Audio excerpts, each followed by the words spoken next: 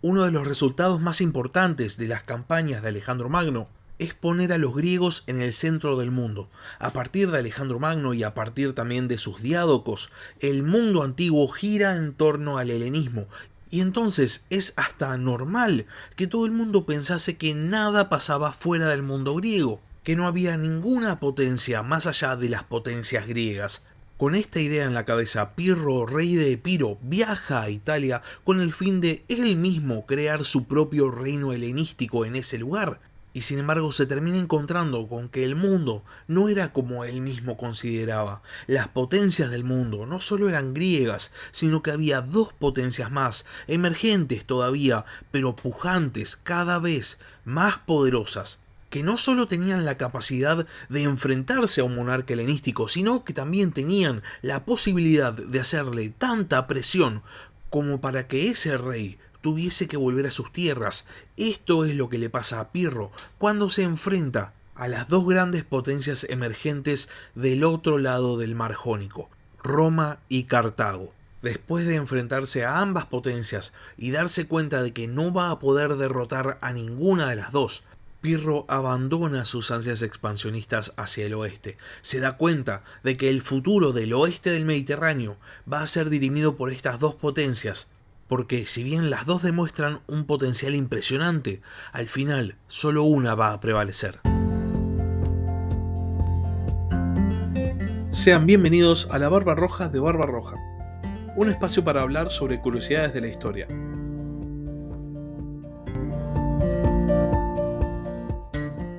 Roma y Cartago son posiblemente el ejemplo más conocido de una rivalidad militar del mundo antiguo. Son dos repúblicas, dos superpotencias de la antigüedad que terminan enfrentadas en una serie de guerras de una magnitud prácticamente desconocida hasta el momento, inclusive con batallas que son hasta nuestros días consideradas de las más grandes de toda la historia.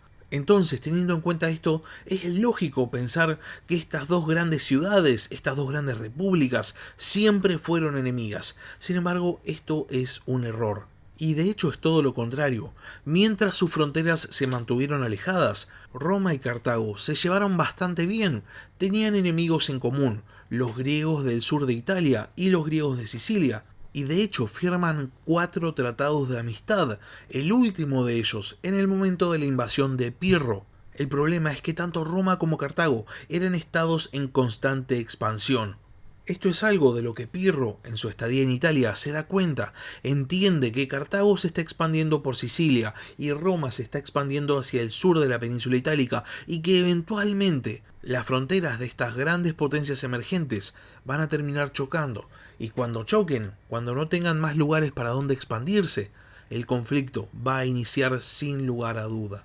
Después de que Cartago y Roma fuerzan a Pirro a volver a Epiro, la República Romana completa la conquista de la Magna Grecia y Cartago vuelve una vez más a expandirse por Sicilia, lo cual acerca demasiado las fronteras de estas dos potencias que hasta este momento se habían llevado bastante bien. Sin embargo, por ahora parecía que no iba a haber conflicto. A los romanos Sicilia no les interesaba, estaban bastante satisfechos con haber conquistado el sur de Italia y no tenían pensado cruzar a Sicilia. Roma era, después de todo, una república que basaba su poder en el ejército terrestre, al contrario que Cartago, que basaba su poder en una extensa armada. Y por este motivo cruzar a una isla era para los romanos un riesgo más que una posibilidad. Sin embargo, unos años después de que Pirro vuelve a Epiro, a Roma se le presenta una oportunidad que va a terminar haciendo que los romanos cambien de parecer con respecto a Sicilia. En la isla, aparte de los griegos y los cartagineses, había un tercer actor, los mamertinos, unos mercenarios itálicos que habían sido contratados por un gobernante de Siracusa en su guerra contra Cartago y que después se habían quedado en la ciudad de Mesina, en el noreste de la isla. Los mamertinos habían dado problemas a todo el mundo, habían dado problemas a Pirro cuando había invadido y en este caso estaban dando problemas a Siracusa, en este momento gobernada por el tirano Hierón II. Hierón entonces decide emprender una campaña contra los mamertinos, los cuales, viéndose completamente superados por el ejército de Siracusa, deciden pedir ayuda a Cartago. El Senado cartaginés entiende que este pedido de ayuda por parte de los mamertinos es una excusa excelente para seguir expandiendo el dominio cartaginés por Sicilia, y entonces aceptan prácticamente sin dudar. El Senado de Cartago envía una embajada a Hierón II de Siracusa y le exige que deje de atacar a los mamertinos, y además instala una guarnición cartaginesa en la ciudad de Mesina. De esta manera, Cartago se había asegurado el dominio de facto, el dominio aunque sea indirecto, de la parte que le faltaba tomar de la isla de Sicilia. El problema es que los mamertinos, con esta guarnición cartaginesa en su ciudad, no podían seguir llevando a cabo sus ataques de piratería, no podían seguir llevando a cabo sus saqueos, y entonces deciden pedir ayuda para sacarse a los cartagineses de encima, y envían un mensaje a Roma en el 264 a.C. Hasta este momento, los romanos no habían considerado jamás cruzar a Sicilia, estaban conformes con el dominio de la península itálica y aparte tenían excelentes relaciones con Cartago. Sin embargo, uno de los cónsules de ese año, Apio Claudio Caudex, logra convencer al Senado que hay mucho más para ganar en una incursión en Sicilia de lo que hay para perder, que vale la pena correr el riesgo y que vale la pena enemistarse con Cartago. Y de esta manera el Senado romano aprueba la intervención militar y envía a Caudex al mando de 2 legiones para instaurar una guarnición romana en Mesina. Cuando los mamertinos se enteran de que los romanos van a acudir en su, entre comillas, ayuda, expulsan a los cartagineses de Mesina. Y entonces Cartago, entendiendo que la situación está derivando inevitablemente en una guerra, decide empezar a enviar tropas hacia la isla de Sicilia y también decide dejar a un lado sus diferencias con Siracusa y le propone una alianza a esta polis griega y también a la ciudad de Agrigento. De repente, griegos y cartagineses, que se habían disputado durante siglos el dominio de Sicilia, estaban dejando a un lado sus diferencias para enfrentarse a 2 enemigos en común, Roma y los mamertinos. Y para cimentar esta nueva alianza, Cartago envía un ejército con Janón Giscón a la cabeza que se une a las fuerzas de Siracusa y juntos los aliados empiezan a asediar la ciudad mamertina de Mesina. Mientras el asedio todavía continuaba, Claudio Caudex llega a Sicilia al mando de sus 2 legiones y se enfrenta primero a los siracusanos y después a los cartagineses. No consigue victorias claras, de hecho puede ser que ni siquiera haya conseguido victorias, y sin embargo Cartago, que hasta este momento todavía consideraba que podía evitar una guerra directa con Roma, decide levantar el asedio y retirarse.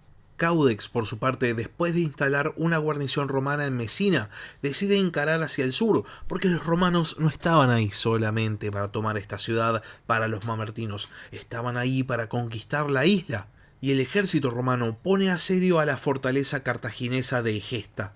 El tema es que, de la misma manera que Roma era una potencia en el campo de batalla, Cartago era una potencia marítima que basaba su poder territorial en fortalezas inexpugnables, y Caudex no puede tomar la fortaleza de Egesta, y entonces continúa su camino y pone asedio directamente a Siracusa. Pero el ejército romano no contaba con suministros para un asedio largo, y entonces al poco tiempo Caudex tiene que levantar el asedio, quedándose por ahora con las manos vacías. Cartago, por su parte, todavía consideraba que la guerra podía ser evitada, pero la guerra había llegado para quedarse, y las hostilidades continúan durante todo un año en forma de escaramuzas, pero sin un rumbo claro. Finalmente, en el 263 a.C., el ejército romano asedia nuevamente Siracusa, ahora bien abastecido, y entonces los siracusanos, viendo peligrar su posición, deciden pactar con los romanos y cambian de bando. De esta manera, gracias a un asedio que ni siquiera completan, los romanos consiguen un aliado muy importante en Sicilia, que no era importante por su peso militar, sino que su importancia residía en los suministros que podía entregar al ejército de Roma. Porque, lógicamente, hasta ahora los romanos tenían que suministrarse desde su propia tierra, desde Italia, y para hacerlo tenían que cruzar el mar. Y en el mar gobernaba Cartago. Entonces los cartagineses podían utilizar su supremacía naval para impedir que Roma abasteciese a su propio ejército. Esto ya no iba a pasar más. Ahora los romanos iban a ser abastecidos por sus nuevos aliados. Y entonces, con este cambio en el balance de fuerzas en Sicilia, Roma empieza a tener un rol mucho más proactivo en la guerra. Y aprovechando que a Cartago solamente le quedaba una ciudad griega aliada, Agrigento, el ejército romano decide que lo mejor que puede hacer es asediarla y de esta manera aislar a Cartago. Y con esta tarea en mente, el Senado romano decide el envío de un gran contingente de tropas. 40.000 soldados romanos son enviados a Sicilia con el objetivo de tomar la ciudad de Agrigento. Cartago, por su parte, contaba con una guarnición de 1.500 hombres en la ciudad, con Aníbal Giscón a la cabeza. Cuando el ejército de Roma llega a Agrigento con el fin de asediarla, y ya que no contaba todavía con armas de asedio, el alto mando romano decide rodear la ciudad y forzar a los ciudadanos de Agrigento a rendirse o morir de hambre. Aníbal Giscón pide apoyo al Senado cartaginés y entonces Cartago también recluta un ejército. En el caso de los cartagineses contratan un ejército mercenario y lo envían con Janón Giscón, el hijo de Aníbal, a la cabeza para que levante el asedio romano. Cuando Janón llega a Agrigento ya habían pasado 6 meses de asedio y la situación dentro de la ciudad ya era desesperada. Janón contaba con superioridad numérica, sin embargo, en vez de atacar directamente a los romanos, decide acampar en un lugar estratégico para cortarle la línea de suministros a su enemigo. El mando romano entiende a la perfección la estrategia de Janón y entienden que tienen que atacarlo para poder liberar su línea de suministros, si no, los que se van a morir de hambre van a ser ellos. Y entonces intentan forzar un combate, pero Janón lo rechaza. Si espera el tiempo suficiente, los romanos van a tener que irse o van a tener que enfrentarse a morir de inanición. El problema es que mientras Janón llevaba a cabo su estrategia, su padre dentro de la ciudad estaba en una situación cada vez peor, y entonces se comunica con su hijo mediante señales de humo y le pide que haga todo lo posible para levantar el asedio romano, y entonces Janón es el que presenta batalla. Los romanos, viendo su oportunidad y sabiendo que contaban con un ejército mucho mejor preparado, deciden aceptar el combate. Janón forma en 2 líneas, una línea frontal con infantería y caballería en los flancos y una línea en la retaguardia con infantería de reserva, auxiliares y elefantes. Los romanos, por su parte, adoptan la formación tradicional de la legión manipular, la triplex Aquies. Y entonces los dos ejércitos se disponen a combatir. No hay muchas descripciones acerca del combate, lo que sabemos es que el frente romano y el frente cartaginés chocan y la batalla dura horas. Finalmente los romanos consiguen quebrar el frente cartaginés y las tropas de Janón emprenden la retirada. Los romanos los persiguen y logran quedarse con parte de los suministros cartagineses y logran capturar también algunos elefantes. Si nos guiamos por esta última descripción, podríamos pensar que la batalla de Agrigento fue una gran victoria para Roma. Sin embargo, lo que sabemos es que Janón se pudo retirar de manera ordenada y que aparte, a la noche, la guarnición de Agrigento logró irse de la ciudad, posiblemente se escapó. Y esto nos permite especular con que la victoria de Roma fue por mucho menos margen de lo que podríamos considerar. Al día siguiente, los romanos se dan cuenta de que los cartagineses se retiraron, tanto el ejército como la guarnición de la ciudad, y entonces ellos entran a Agrigento y esclavizan a su población. Después de esta gran victoria y aprovechando el envión, sitian la ciudad de Mitístrato. Sin embargo, una vez más, las defensas cartaginesas prueban ser demasiado buenas, inclusive contra Roma, y después de 7 meses tienen que levantar el asedio. A partir de este momento, la guerra va a cambiar de fase. Roma sabía que podía derrotar en el campo de batalla a Cartago, pero no podía derrotarla en el mar y no podía conquistar sus ciudades excelentemente defendidas. Entonces, Roma decide empezar por el principio y gasta una enorme cantidad de recursos en construir una flota con el fin de atacar las islas de Córcega y Cerdeña. Sin embargo, esta campaña a las islas no es exitosa y la guerra se estanca. La primera guerra púnica muta nuevamente y se transforma en una serie de escaramuzas. Algunas las ganan los romanos, otras las ganan los cartagineses. Finalmente, en el año 260 a.C., habiendo pasado ya 4 años de guerra, el ejército romano decide tener un rol proactivo una vez más y se dirige a sitiar la ciudad de Thermae, que es la actual localidad de Termini y Merece. Roma se dirige a ese asedio no solo con todo su ejército, sino también con todo el ejército de sus ciudades aliadas de Sicilia. Pero parece que hay una disputa entre los romanos y los griegos, y entonces deciden acampar separados.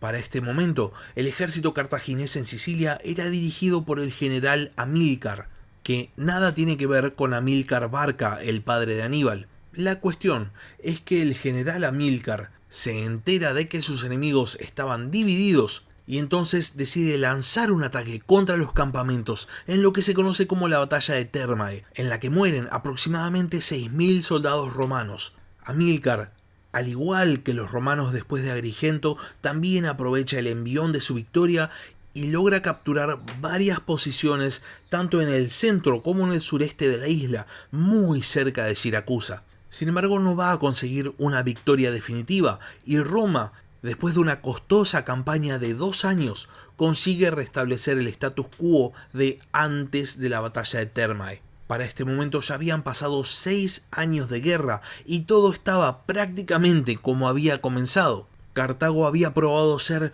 un rival mucho más fuerte de lo que los romanos habían estimado. Se habían defendido bien en tierra, tenían fortalezas inexpugnables y el dominio indiscutido del mar. Y los romanos, con total seguridad, conocían la famosa frase de Temístocles: el que gobierna el mar lo gobierna todo. Y entendían que si querían tener éxito en esta guerra, no podían contar solo con sus legiones, tenían que llevar los combates al lugar donde los cartagineses eran más fuertes, tenían que construir una flota. Y de eso vamos a hablar la semana que viene. Hasta acá llegamos con el capítulo de esta semana. Y si les gustó, no se olviden de suscribirse al canal y no se olviden de compartirlo. Y si tienen algo para decir, algo para preguntar o simplemente quieren participar, pueden escribirme un comentario en YouTube o pueden mandarme un mail al mail del podcast, labarbarroja@gmail.com. Por último, si quieren apoyar al podcast, pueden hacerlo mediante Patreon. Les dejo el link en la descripción del capítulo. Y ahora sí, sin más, muy felices fiestas, muy feliz año nuevo, muchas gracias por haber escuchado y hasta la próxima. Gracias por escuchar La Barba Roja de Barba Roja. Si tenés algún comentario, si tenés alguna pregunta o simplemente tenés algo para decir, podés escribir un comentario en YouTube o bien podés mandar un mail a labarbarroja@gmail.com. Hasta la próxima.